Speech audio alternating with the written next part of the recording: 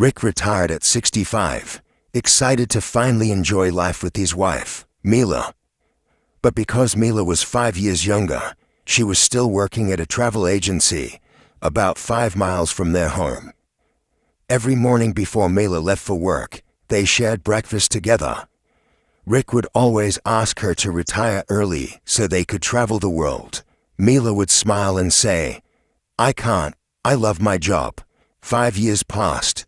Rick turned 70, and once again he asked Mila if she could retire at 65. Mila only smiled, kissed him on the forehead, and before leaving the house said, "I'll think about it."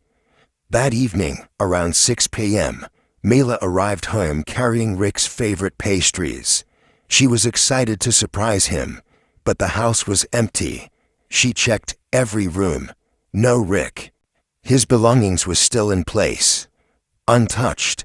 Panic began to rise in her chest. She asked the neighbors and the subdivision guard, but no one had seen Rick leave. A tricycle driver said he saw Rick walking near the market, looking confused. He even greeted him, but Rick didn't seem to recognize him. Mila reported Rick missing and searched everywhere. They posted photos all over town, but no one had seen him. She remembered their last breakfast, the way Rick kissed her before she left for work, and how he said goodbye that morning. She couldn't stop her tears. Some neighbors recalled that Rick often seemed lost in thought, staring into the distance. One neighbor said she would see Rick from her veranda, walking around the house again and again, 10 times or more, until he grew tired and sat by the door. 8 years passed. Rick was still missing. Every day, Mila went to church to pray. If Rick were alive, he would be 78 now.